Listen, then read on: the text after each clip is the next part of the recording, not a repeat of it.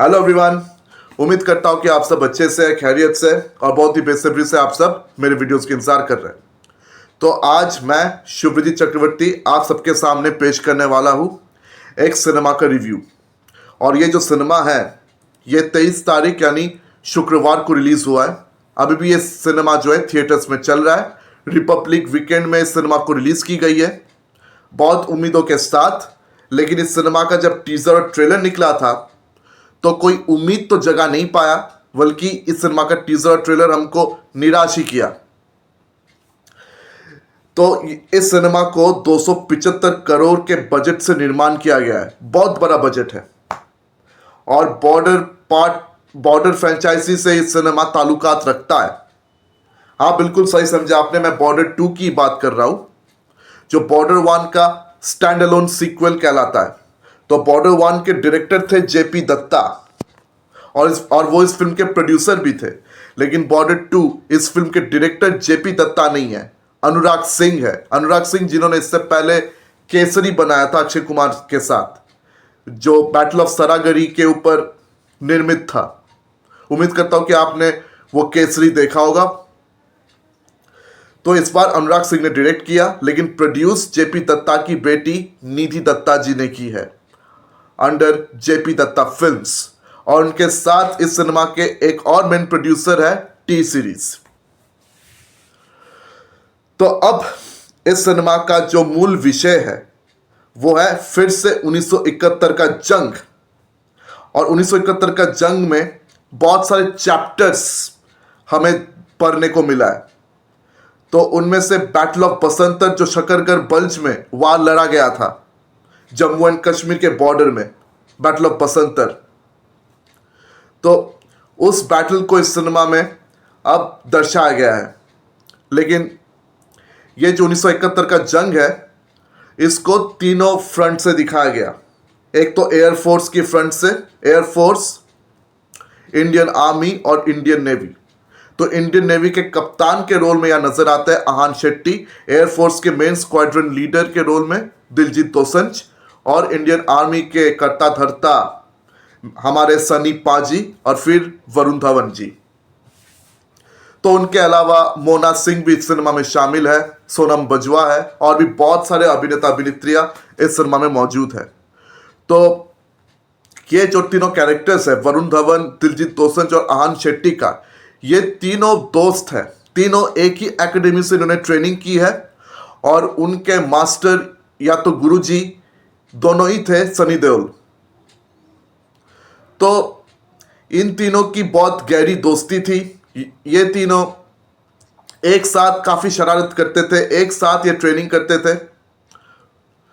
तो इन तीनों की बहुत अच्छा इन तीनों में बॉन्डिंग थी। लेकिन बाद में जब जंग का वक्त आया तो तीनों को अलग अलग फ्रंट्स में पेश किया गया। तो उसके बाद अब इन तीनों की किस्मत में क्या लिखा है? क्या भारत यह युद्ध जीतेगा? क्या वो वहां से वापस लौटेंगे? अब किस्मत में क्या लिखा है? क्या भारत पाकिस्तान के चुंगल में आ जाएगा या भारत इस लड़ाई में, इस मकसद में कामयाब होंगे? ये सब अगर आपको जानना है तो आपको ये पूरी सिनेमा देखनी पड़ेगी। तो देखिए, कहानी तो मोर और लेस आपको पता ही है, क्योंकि 1971 का जंग भारत ने पाकिस्तान को बहुत बुरी तरीके से हराया था, जिसके कारण पाकिस्तान को इंस्ट्रूमेंट ऑफ सरेंडर साइन करना पड़ गया ढाका में, और ईस्ट पाकिस्तान को बांग्लादेश का नाम मिल गया। हमारे वजह से ये बांग्लादेश तैयार हो गया। तो बांग्लादेश को लेकर पाकिस्तान के साथ हमारा जंग बहुत ही भयानक था 1971 में। उस जंग के दौरान हमने बहुत सारे लोग गंवाए, चाहे वो आम लोग हो या चाहे हमारे बहुत सारे सेनाएं हो। तो मैं अपनी फिल्म की रिव्यू शुरू करने से पहले इन सबको सलाम करना चाहता हूं, क्योंकि इन लोगों के बलिदान के वजह से आज हम सब सुरक्षित हैं, आज हमारा भारत देश सुरक्षित है, और इनकी बलिदान हम कभी नहीं भूलेंगे। ये सब हमारे दिल और दिमाग में हमेशा बसेंगे, इस बात पे कोई शक नहीं है। तो हाँ, बॉर्डर 2 का जब टीजर और ट्रेलर आया था तब लगा था कि साला ये क्यों बन रहा है, क्या जरूरत थी बॉर्डर 2 बनाने की। बॉर्डर पार्ट 1 भी 1971 के जंग पे बना, ये पार्ट 2 भी फिर से 71 के जंग में ही बन रहा है। तो क्या जरूरत थी बनाने की? मतलब बस पैसा कमाओ, मतलब फ्रेंचाइजी वैल्यू दिखा के बस इमोशन के साथ खेलो, पैसा कमाओ, लेके जाओ। इंटेंशन तो यही था, इंटेंशन तो यही साफ नजर आता है। लेकिन जब सिनेमा देखते हैं तो जितने भी ये नेगेटिव ख्याल है ना, वो सब मिट जाते हैं। मैं ये तो नहीं कहूंगा कि वीएफएक्स सीजीआई में बहुत ज्यादा सुधार आया है, वो तो नहीं है, वीएफएक्स सीजीआई वैसे ही है। लेकिन फिर भी इस सिनेमा में बहुत सारे ऐसे पॉजिटिव पॉइंट्स हैं जिसके कारण ये फिल्म आपको देखना ही पड़ेगा सिनेमा हॉल में। और जिन्होंने अब तक इस सिनेमा को अभी तक हॉल में देखा है, इंक्लूडिंग मी, हम सबको ये सिनेमा बहुत पसंद आया है। और अंत में जब ये सिनेमा खत्म होता है, हम सब बड़े गर्व से अपना सर ऊंचा करके इंडियन आर्मी के लिए हम सब गीत गाते हैं। हमारे आंखों से आंसू भी निकलते हैं, क्योंकि अंत में जो गाना था वो मिट्टी के बेटे, वो गाना आपके आंखों से आंसू निकालेगा जरूर। और सिर्फ मिट्टी के बेटे नहीं, और भी जितने भी गाने इस सिनेमा में हमें सुनने को मिले, वो सारे गाने बहुत बढ़िया तरीके से बने हैं और वो सारे गाने आपको बहुत पसंद आएंगे, इस बात पे नो डाउट। तो इस सिनेमा के गाने, बीजीएम तो पॉजिटिव पॉइंट है ही। और दूसरा पॉजिटिव है अनुराग सिंह खुद। अनुराग सिंह ने जब केसरी बनाया था तो बहुत बढ़िया बनी थी वो सिनेमा। केसरी में इमोशंस एकदम राइट कॉर्ड्स को हिट किया था, इमोशंस हमारे दिल को टच किया था। और बॉर्डर 2 के ये जो इमोशंस है, उसने फिर से हमारे दिल को टच किया। तो इमोशंस एकदम करेक्ट था, इमोशंस एकदम दिल को छू गया। चाहे वीएफएक्स सीजीआई जितना भी खराब क्यों ना हो, लेकिन इस सिनेमा का जो मेन कोर है इमोशन, वो एकदम सच्चा था और वो इमोशन आपके दिल को छू जाएगा। अगर आप सच्चे हिंदुस्तानी हो तो इस इमोशन को आप हमेशा फील करोगे, इस बात पे कोई शक नहीं।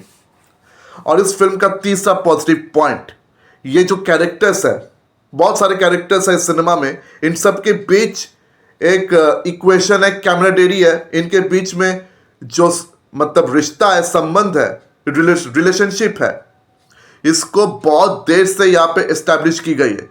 और इस सिनेमा का रन टाइम 3 घंटा 20 मिनट है, करीबन 3 घंटा 20 मिनट के रन टाइम है इस सिनेमा का। तो बहुत बड़ा रन टाइम है। तो इस बड़े रन टाइम में ये जो डिफरेंट कैरेक्टर्स है, सारे आर्मी में है, नेवी में है, एयरफोर्स में, तो इन सबके बीच जो एक बढ़िया सा रिश्ता है, इनके बीच जो दोस्ती है, इनके बीच जो हमदर्दी है, इनके बीच जो इमोशंस है, वो बहुत बढ़िया तरीके से एस्टैब्लिश होता हुआ नजर आता है। और खासकर इन तीनों की दोस्ती, ये दिलजीत दोसांझ, वरुण धवन और आहान शेट्टी, इन तीनों की जो दोस्ती है एकेडमी में, वो भी बहुत बढ़िया तरीके से बनता हुआ नजर आता है। और इन तीनों के परिवार, उनके दिल में क्या बसता है जब उनके बेटे जंग लड़ने जाते हैं, उनके परिवार का क्या सोचना है, क्या कहना है। तो उनके परिवार के दुख दर्द, उनकी परिवार की खुशियां, इन चीज़ों पर भी गौर फरमाया गया है। तो उनकी परिवार की इमोशंस में आप इतने डूब जाओगे कि आपको कभी इस फिल्म का रनिंग टाइम जो है वो कभी बड़ा लगेगा ही नहीं।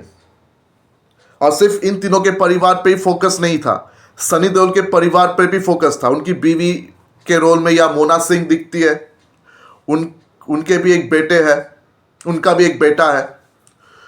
तो उनका परिवार कैसा चल रहा है, मोना सिंह जी के साथ सनी देओल साहब का रिश्ता कैसा है, वो भी बहुत बढ़िया तरीके से यहाँ पे निकल के आता है। तो हमारे फौजियों के सबके अपने अपने परिवार होते हैं, चाहे फौजी किसी भी मुल्क के हो, सबके अपने अपने परिवार है। और जब कोई फौजी देश के लिए लड़ने जाता है तो उनके परिवार को हमेशा फिक्र रहता है कि क्या वो ये जंग जीतेगा, और अगर जंग जीत भी गया तो क्या वो फौजी वापस आएगा लड़ाई से, क्या वो जिंदा आएगा या लाश के तौर पर, क्योंकि वो इस घर के चिराग है, वो इस घर की रोशनी है। उनके मौत हो जाने से उनके परिवार के घर में ना तो चिराग जलता है, उनके परिवार का पूरा घर अंधेरा सा हो जाता है। उनके दिल में क्या गुजरता है इसका हम कल्पना भी नहीं कर सकते। तो ये सारी चीज़ें जब इस सिनेमा में दिखाया जाता है, आपके आंखों से आंसू बहना, आपका इमोशनल होना बिल्कुल जायज़ है, कसम से। और इस फिल्म का अगला पॉजिटिव पॉइंट है हमारे सनी पाजी। सनी पाजी की एक्टिंग के बारे में मतलब क्या बताएं। 70 साल के हो गए हैं, लेकिन आज भी उनका दम बिल्कुल वैसा ही है जैसा कि पहले था। 1980-90 दशक में हमने जिस सनी पाजी को देखा है, आज भी उसी सनी पाजी को हमने इस बॉर्डर 2 में देखा है। 70 साल के हो गए, लेकिन उनके शरीर में, उनके दिल में जो दम है वो आज भी अटूट है, महफूज है। तो सनी पाजी का परफॉर्मेंस को लेकर बॉस सीटी बजेगी। जब आप हॉल में जाओगे आप सीटी बजाओगे सनी पाजी के लिए। और वो जितने भी सारे डायलॉग्स देते हैं, उनके जो लाउड डायलॉग्स है, उनका जो चिल्ला के बातें करने का जो स्टाइल है वो कितना पॉपुलर है, उसके बारे में मुझे यार डिटेल में बताने की कोई ज़रूरत नहीं है। मतलब सनी पाजी से सबको सीखना चाहिए कि लाउड एक्टिंग कैसे करते हैं।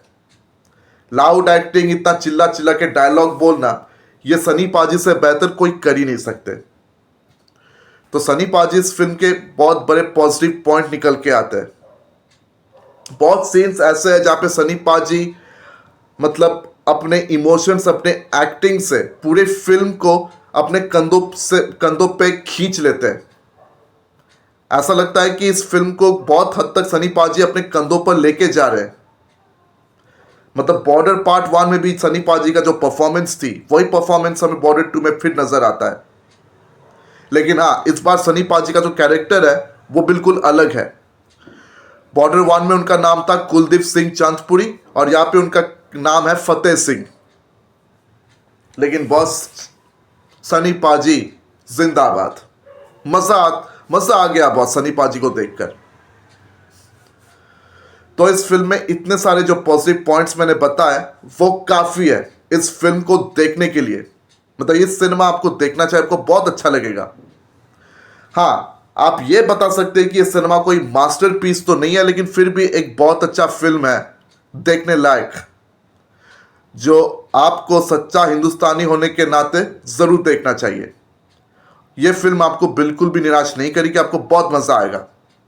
और इस फिल्म में इतने पॉजिटिव्स के साथ कुछ नेगेटिव पॉइंट्स तो जरूर है, और ज्यादा से ज्यादा नेगेटिव पॉइंट्स आपने टीजर और ट्रेलर में ही देख लिया है। हाँ, वीएफएक्स सीजीआई वो तो कमजोर है ही, वो बात तो है। और साथ में आहन शेट्टी और वरुण धवन की एक्टिंग परफॉर्मेंस को लेकर भी कुछ बातें कहना चाहता हूं। तो देखिए, आहन शेट्टी का परफॉर्मेंस पूरे सिनेमा में सबसे घटिया रहा। सबसे खराब परफॉर्मेंस तो आहन शेट्टी का रहा है, इस बात पे कोई शक नहीं। और वरुण धवन को तो भाई सिनेमा रिलीज होने से पहले ही ट्रोलिंग का सामना करना पड़ा था। ट्रोलिंग का शिकार उनको मतलब संदेश से आते हैं। जब से ये गाना रिलीज हुआ तब से उनको बहुत ट्रोल किया गया, उन्हें बहुत गालियां मिली। तो वरुण धवन का एक्टिंग परफॉर्मेंस जो है, मेरे ख्याल से वो थोड़ा mixed to negative sort of है। मतलब उनका परफॉर्मेंस बहुत बढ़िया रहा ऐसा मैं नहीं कह सकता, और ना ही मैं ये कह सकता हूं कि उनका परफॉर्मेंस बहुत अच्छा रहा, वो भी नहीं। कुछ कुछ जगह वरुण धवन ने ठीक ठाक परफॉर्मेंस दी है, और कुछ कुछ जगह ऐसा लगा कि अभी तक इनको अभिनय सीखना बहुत ज़रूरी है। क्या है कि वरुण धवन जो है वो एक किस्म का ही सिनेमा ठीक से कर सकते हैं, अलग किस्म का सिनेमा उनसे करना या करवाना ये थोड़ा मुश्किल है। और खासकर जब ऐसे कमर्शियल पॉट बॉयलर में, ऐसे कमर्शियल मास कमर्शियल सिनेमा में जिस तरह की लाउड एक्टिंग उसकी ज़रूरत है, वहाँ वरुण धवन अक्सर फेल कर जाते हैं। जैसा कि हमने बेबी जॉन में देखा कि उनका एक्टिंग परफॉर्मेंस उतना अच्छा नहीं रहा। तो बॉर्डर 2 में भी उनका वो परफॉर्मेंस अभी तक बहुत सुधार लाना ज़रूरी है। और ऊपर से उनका कैरेक्टर का नाम है होशियार सिंह पंजाबी, तो ये जो पंजाबी हरियाणवी एक्सेंट में वो डायलॉग्स डिलीवर करने की कोशिश करते हैं, तो वो एक्सेंट उनको नेचुरली आ नहीं रहा था। वो कोशिश कर रहे थे उस एक्सेंट को लाने में, लेकिन सॉरी भाई साहब, नहीं आ रहा था। उनके जो बाकी साथियां हैं उनका एक्सेंट काफ़ी नेचुरल था। उनका एक्सेंट, वो जिस तरह बात कर रहे हैं, वो जिस तरह पेश आ रहे हैं, वो बहुत नेचुरल सा लग रहा है। लेकिन वरुण धवन का नेचुरल कुछ लग नहीं रहा है। मतलब ज़बरदस्ती बस कोशिश कर रहा हूँ। सबको देखकर थोड़ी सी बहुत कोशिश कर ली मैंने, लेकिन मुझसे हुआ नहीं। तो ऐसा हुआ है वरुण धवन की परफॉर्मेंस का। तो इसलिए मैं कहता हूं कि उनकी परफॉर्मेंस ना मुझे बहुत अच्छा लगा और ना ही मुझे मतलब बहुत घटिया लगा, लेकिन फिर भी वो बिलो एवरेज सॉर्ट ऑफ एक परफॉर्मेंस समझ जाइए। और आन शेट्टी का तो मैंने पहले ही बता दिया, परफॉर्मेंस घटिया रहा। हाँ, दिलजीत दोसांझ का परफॉर्मेंस अच्छा है। दिलजीत दोसांझ वो तो खुद पंजाबी है ही, और उनका कैरेक्टर भी आप पंजाबी रखा गया है, तो उनका परफॉर्मेंस अच्छा ही रहा है। हाँ, अब दिलजीत दोसांझ से एक बात याद आई।